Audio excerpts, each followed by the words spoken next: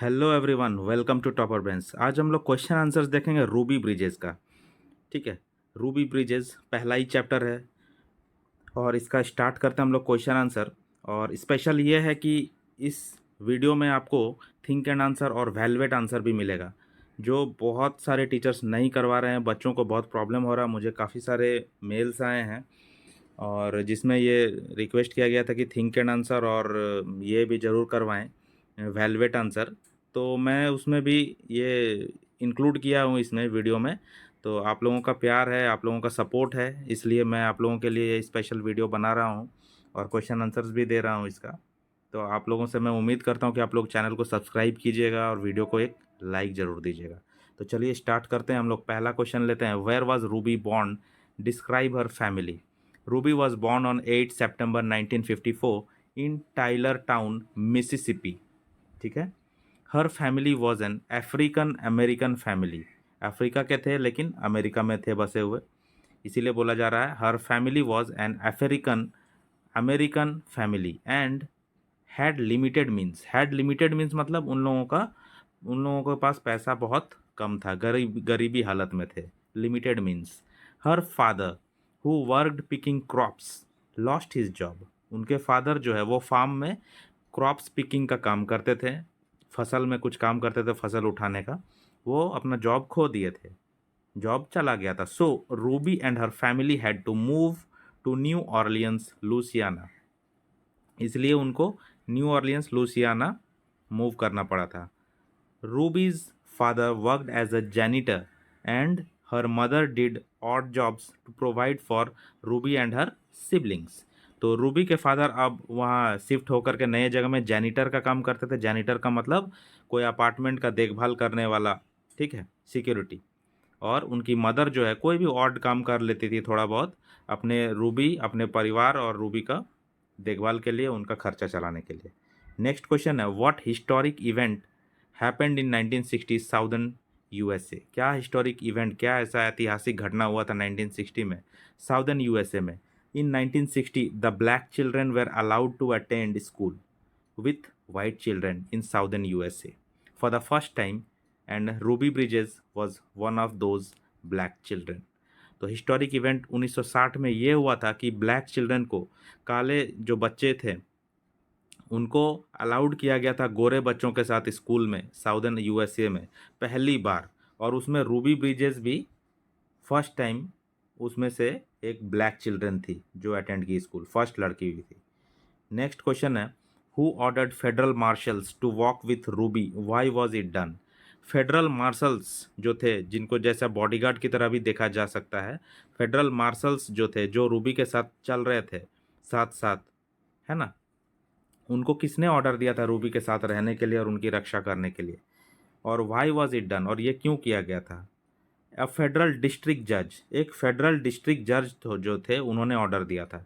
Ordered the federal marshals to walk with Ruby to protect her from the angry mobs of white people. और उन्होंने order दिया था federal marshals को कि Ruby के साथ रहो, रूबी को प्रोटेक्ट करो, बचाओ। किन से बचाओ? ना, जो वाइट पीपल का जो भीड़ था, mobs of white people, mobs मतलब भीड़, अनियंत्रित भीड़, मॉब्स, बहुत सारे लोग जो प्रोटेस्ट कर रहे थे हाथों में तख्ते लिए हुए या बैनर लिए हुए, उन लोगों के गुस्से से बचाना था। किसको? न रूबी ब्रिजेस को। और उनको कौन बचाने के लिए गया था? फेडरल डिस्ट्रिक्ट जज के द्वारा भेजा गया फेडरल मार्शल्स, जो बॉडीगार्ड की तरह रूबी के साथ रहता था और चलता था। What happened on the first day Ruby went to school? पहला दिन में क्या हुआ जब रूबी स्कूल गई? When on on the first day when Ruby went to school, पहला दिन में जब रूबी स्कूल गई, angry mobs of white people were protesting out there. क्योंकि वहाँ पे गुस्सैल भीड़, एंग्री मॉब्स, गुस्सैल भीड़ जो था सफ़ेद लोगों का, मतलब गोरे लोगों का, आई मीन टू से, वेर प्रोटेस्टिंग आउट देयर। वो लोग प्रोटेस्ट कर रहे थे, वो लोग विरोध कर रहे थे रूबी का कि रूबी एक काला लड़की है, ब्लैक लड़की है, उसको पढ़ने मत दो। ठीक है। And when Ruby entered the school, Ruby जैसे ही स्कूल में एंटर करती है, इट वाज एम्प्टी। और रूबी जैसे स्कूल घुसती है, स्कूल देखती है वो खाली है। Because the parents of the white children refuse to send them to school with Ruby. क्योंकि जो वाइट बच्चों के जो पेरेंट्स थे, वो लोग अपने बच्चों को स्कूल नहीं भेजे थे रूबी के साथ पढ़ने के लिए। Number 5, who was Miss Henry? Who was Mrs. Henry? How did she remember her time with Ruby? वो अपना टाइम रूबी के साथ कैसे याद करती है? Mrs. Henry was the only teacher in the school who was willing to teach Ruby. पूरे school में मिसेज हेनरी एक ही टीचर थी जो रूबी को पढ़ाने के लिए रेडी हुई थी, क्योंकि रूबी जो है वो ब्लैक चिल्ड्रन थी। बाकी सारे टीचर्स रिफ्यूज़ कर दिए थे कि मैं नहीं पढ़ाऊँगा रूबी को। She remember her time of teaching Ruby as impactful and filled with memories of Ruby's angel look in her beautiful outfit, her polite greeting and gentle smiles. तो वो याद करती है वो पुराने टाइम को, उसको जो पढ़ाती थी। टाइम ऑफ टीचिंग जो था वो काफ़ी ज़ोरदार था, इम्पैक्टफुल था, और मेमोरी जो था वो फुल था। रूबी का जो वो एंजल लुक था, उसका जो आउटफिट, उसका ब्यूटीफुल ड्रेस में जब वो आती थी, उसका पोलाइटनेस जब वो आकर के ग्रीट करती थी, मतलब गुड मॉर्निंग बोलती थी, और फिर उसका जेंटल स्माइल, प्यारा सा स्माइल जो था, वो सब काफ़ी यादगार रहा। Did the white children go back to school with Ruby? क्या वाइट बच्चे जो थे, गोरे बच्चे जो थे, फिर से स्कूल में गए? What happened later that year? और उस साल के अंत में फिर क्या हुआ? Yes, after a few months, कुछ महीने बाद, white children went back to school with Ruby. सफ़ेद जो, बार बार मैं सफ़ेद बोल रहा हूँ, सफ़ेद बोलना कितना ऑड लग रहा है ऐसा लग रहा है कि सफ़ेद टाइगर बोलने जा रहा हूँ। हाँ, वाइट चिल्ड्रन गोरे बच्चे। Yes, after a few months white children went back to school with Ruby. After a year, एक साल बाद, more black children started attending the elementary school. एक साल के बाद और भी ब्लैक चिल्ड्रन जो थे वो लोग भी एलिमेंट्री स्कूल अटेंड करने लगे। Number 7, what do you mean by black Lives matter? ये आंदोलन था ब्लैक लाइव्स मैटर, कि ब्लैक लाइव्स मैटर का मतलब ही हो रहा है कि काले लोगों का जो ज़िंदगी है उसका भी कुछ महत्व है। ऐसा नहीं है कि काले लोग जो है वो बेकार हैं, जा कर के काले लोग मिले उसको मार पीट दो, ऐसा नहीं है। उनका विरोध करो, उसको ये मत करने दो, वो ऐसा नहीं करना है। ठीक है, ब्लैक लाइव्स जो है उनका भी ज़िंदगी का कुछ मायने हैं। तो ये था आंदोलन। Who besides Ruby Bridges are the iconic civil rights activist? Ruby Bridges के अलावा और बहुत सारे जो नामी गिनामी सिविल राइट एक्टिविस्ट थे उनके नाम बताना है। The Black Lives Matter is a political and social movement to combat racially motivated violence against black people. तो ब्लैक पीपल के अगेंस्ट में जो वायलेंस चल रहा था वहाँ पे, ठीक है, रेशियली मोटिवेटेड वायलेंस मतलब रंग रूप के देख करके भेदभाव करना, जो वहाँ पे यूएसए में चल रहा था। काले लोगों को ये नहीं देना है, वो नहीं देना है, यहाँ घुसने मत दो, ये मत करने दो। तो वो काले लोगों के साथ ऐसा भेदभाव था, डिस्क्रिमिनेशन था, रेशियल डिस्क्रिमिनेशन बोलते हैं जिसको। तो उसके विरोध में, उस चीज़ से लड़ने के लिए, कॉम्बैट का मतलब क्या होता है? लड़ना, COMBAT, कॉम्बैट मतलब लड़ना। उस चीज़ के लिए, उस चीज़ से लड़ने के लिए ब्लैक लाइव्स मैटर बोल करके एक पॉलिटिकल और सोशल मूवमेंट चालू किया गया था। और उसमें आइकॉनिक सिविल राइट एक्टिविस्ट जो थे, फेमस लोग जो थे, वो लोग रोज़ा पार्क और मार्टिन लूथर किंग जूनियर थे। आज भी आप गूगल सर्च करोगे कि आइकॉनिक सिविल राइट एक्टिविस्ट लिखोगे तो आपको मार्टिन लूथर किंग जूनियर का नाम आएगा। A3, यहाँ पे एक एक्सट्रैक्ट दिया गया है बुक से लेकर के, उसके ऊपर क्वेश्चन पूछा गया है। ये किसने कहा है, ध्यान दीजिएगा। I wanted it better for my kids than it was for us. मुझे ये चाहिए मेरे बच्चों के लिए, ना कि हमारे लिए। So that my kids could go to school and learn, so ताकि मेरे बच्चे स्कूल जाएं और सीखें। ये किसने कहा था? ये कहा था लुसाइल ब्रिजेस। लुसाइल ब्रिजेस जो थे वो रूबी की माँ थी। रूबीज mother said this. Why did the speaker से सो? स्पीकर ने ऐसा क्यों कहा? रूबीज मदर स्पीकर है।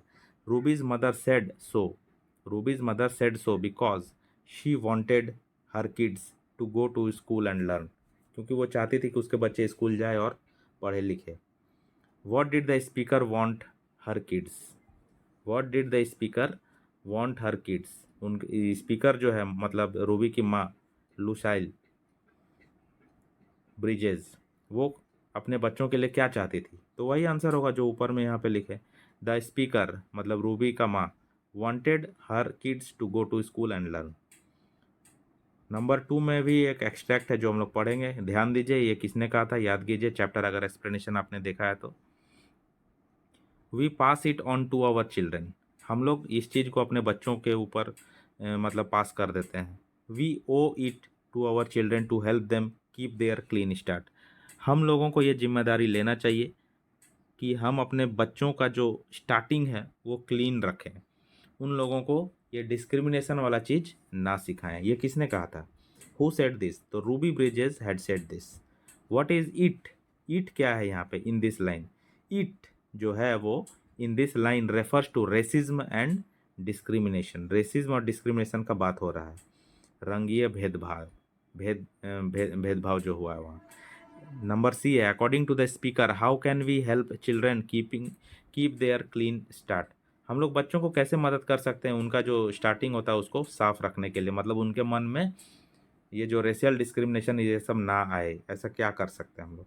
We teach our children racism and discrimination and we are the only one who can keep our children with a clean start.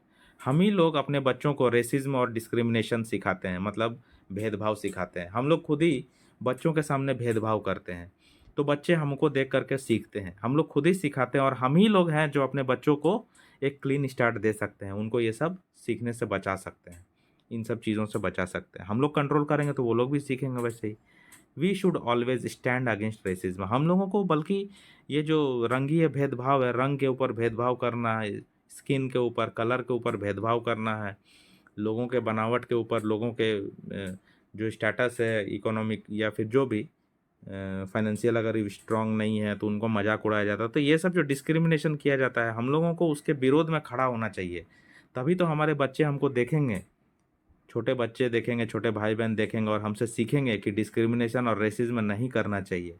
And set example for our children. और हम लोगों को खुद अपने बच्चों के सामने एक एग्जाम्पल सेट करना चाहिए ऐसे चीज़ों को विरोध करके। अब आ गया है थिंक एंड आंसर, जो सारे बच्चों को बहुत इंतज़ार था। अभी तक बच्चों को इसका आंसर किसी टीचर ने नहीं करवा करके दिया, खास करके यूट्यूब पे। तो मैं इसका जिम्मेदारी लिया था और मैंने ये पूरा किया है, जिसके लिए मैं सिर्फ आपसे एक सब्सक्राइब और लाइक का उम्मीद करता हूँ। और अगर आप नहीं करना चाहते हैं तो वो भी सही, लेकिन मेरा तो काम है आप लोगों को पढ़ाना, मैं पढ़ाऊँगा, आपका इच्छा। अब अगर आप नहीं करना चाहते, क्योंकि बहुत सारे बच्चे वीडियो देखते हैं, वीडियो को यूज़ करते हैं, लेकिन कभी भी एक लाइक भी नहीं करना चाहते हैं। बहुत सारे बच्चे लाइक करते हैं, लेकिन जितने लाइक करते हैं उससे 2 गुना 3 गुना बच्चे जो हैं वो लाइक करते भी नहीं हैं और शेयर भी नहीं करते हैं, और सब्सक्राइब करना तो भूल ही जाओ।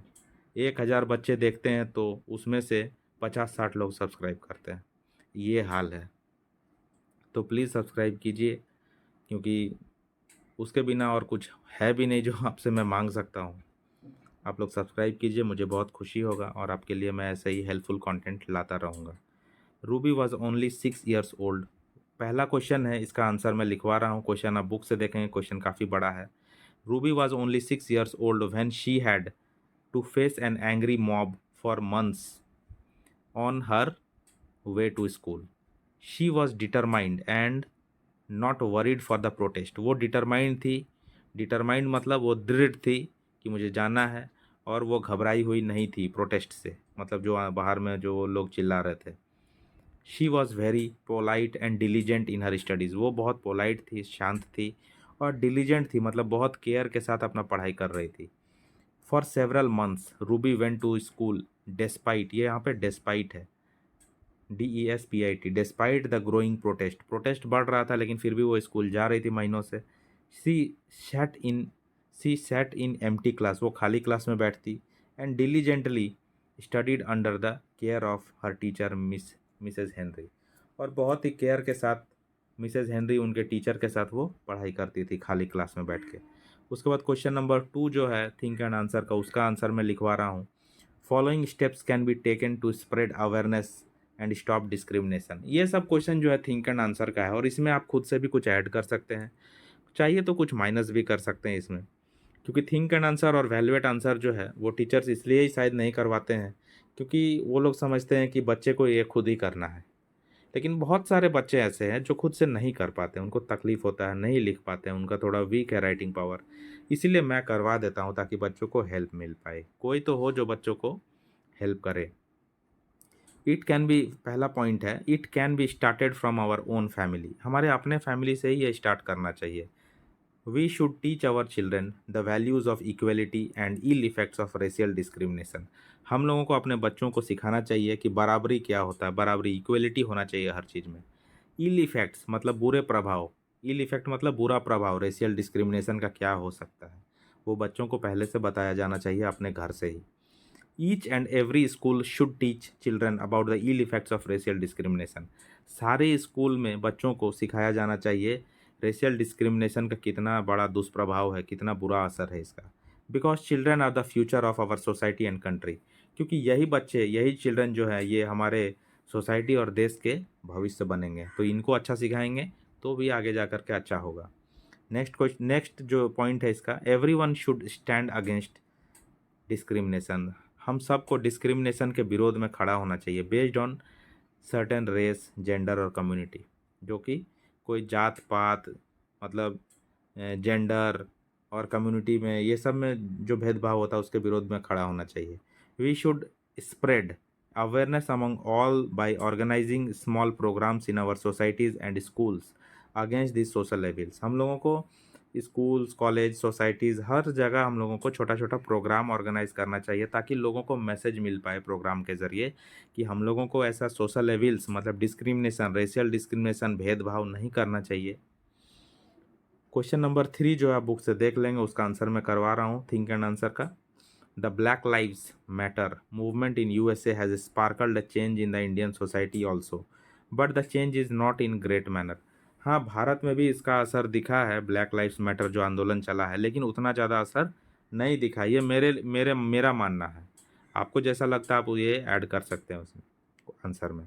Yes, we heard about some people in India who are very active and working against such discrimination. कुछ लोग हैं भारत में जिनको हम लोग सुने हैं कि वो लोग ऐसे डिस्क्रिमिनेशन के विरोध में काम करते हैं और लोगों की मदद करते हैं। मैनी एनजीओ जो होता है, बहुत सारा एनजीओ है, ग्रुप है, non governmental organisations and social workers are working against racism, जो रेसिज्म के विरोध में काम कर रहा है।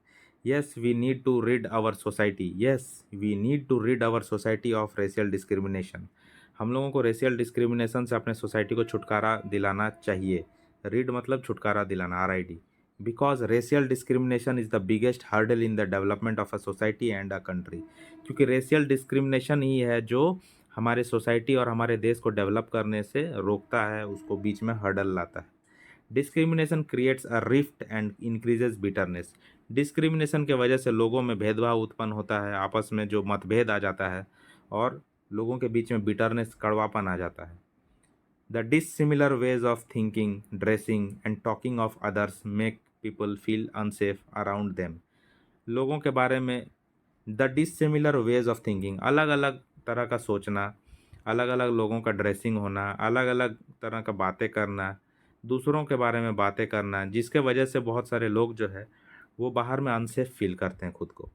दे are made fun of because these differences, उन लोगों का मजाक उड़ाया जाता है इन अंतरों के वजह से, इन डिफरेंसेस के वजह से, विच लीड्स टू प्रीजुडाइस।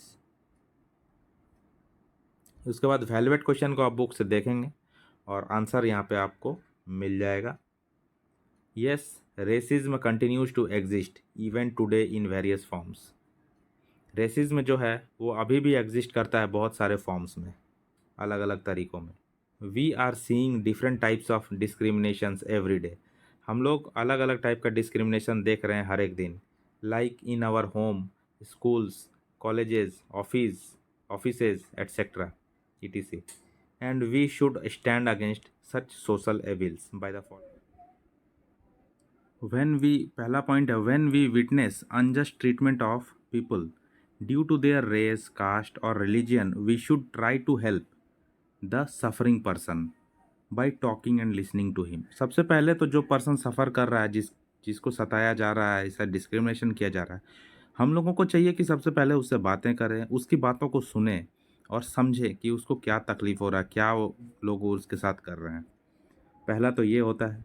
दूसरा होता है कि we should contact nearest police station और NGOs for further help if required.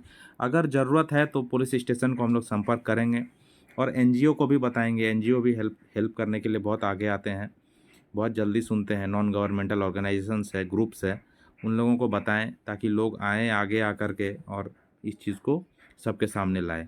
और अगला पॉइंट है we should create awareness among the people about the negative effects of the discrimination. हम लोगों को लोगों के बीच भी ये जागरूकता फैलाना है और बताना है लोगों को कि डिस्क्रिमिनेशन जो कर रहे हैं आप लोग उसका कितना निगेटिव प्रभाव पड़ता है सोसाइटी पे। तो ये चैप्टर यहाँ पे ख़त्म होता है। आशा करते हैं कि आप लोगों को अच्छा लगा होगा, ज़रूर अच्छा लगा होगा, और अच्छा लगा है तो ज़रूर लाइक कीजिए और चैनल को सब्सक्राइब करना ना भूलें। मिलते हैं नेक्स्ट वीडियो में। Have a nice day.